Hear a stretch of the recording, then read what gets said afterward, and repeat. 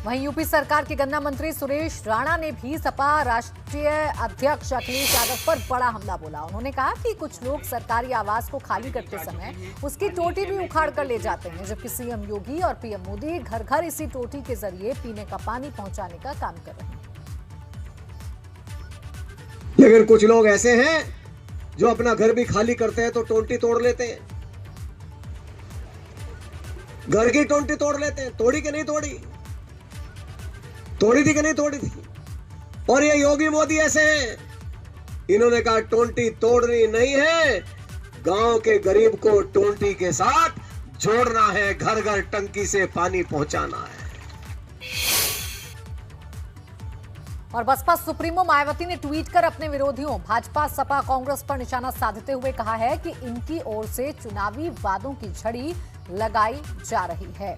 तो मायावती ने ट्वीट करते हुए लिखा है कि यूपी में खासकर भाजपा, सपा, कांग्रेस आदि के द्वारा प्रदेश की जनता को लुभाने और गुमराह करने के लिए आए दिन प्रलोभन भरे जो चुनावी वादों की झड़ी लगाई जा रही है, जिनको सत्ता में आने के बाद अधिकांश भुला दिया जाता है।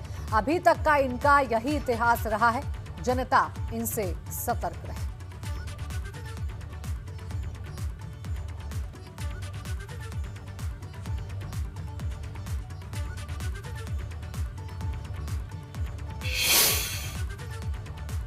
तो बसपा सुप्रीमो मायावती के बयान पर अब यूपी सरकार के मंत्री अनिल राजभर ने पलटवार किया है। अनिल राजभर ने कहा कि मायावती अब सोशल मीडिया पर राजनीति के फैशन का हिस्सा बन रही हैं और फ्रस्ट्रेशन में वो ऐसी बातें कह रही हैं।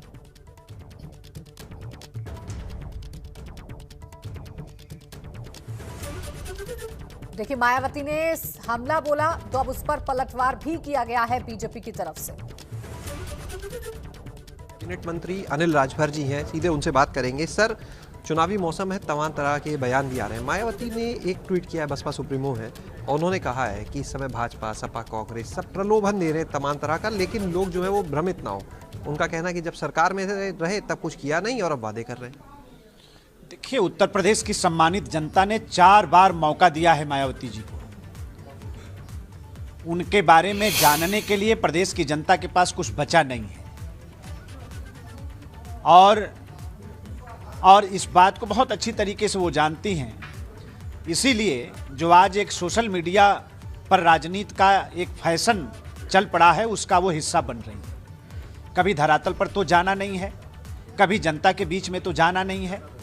तो इस तरह के उल जुलूल की बात करना, और मैं बता रहा हूं बहुत बड़ी बात, कि इस बार जो उत्तर प्रदेश का हमारा दलित वर्ग है, वो बड़े पैमाने पर, जो हम 300 पार की बात करते हैं, प्रदेश में 2017 को दोहराने की बात करते हैं, उसके पीछे जो बड़ा आधार है, दावे के साथ मैं कहना चाहता हूं कि दलित वर्ग का एक बहुत बड़ा हिस्सा आज की तारीख में जुड़ चुका है, और हमारी सरकार बनाने में वो बहुत बड़ी सहयोगी की भूमिका में आगे आकर खड़ा होने वाला है। तो फ्रस्ट्रेशन में ये बातें निकल रही है। हमारे साथ में अनिल राजभर जी, जिनका साफ कहना है कि जो दावा कर रही है भाजपा 2022 में पिछली बार से भी ज्यादा सीटों के साथ सरकार बनाने की, उसके पीछे एक बड़ा जो आधार है वो है दलित वोट बैंक। कैमरा सहयोगी वीरेंद्र के साथ शैलेश अरोरा, एबीपी गंगा, लखनऊ।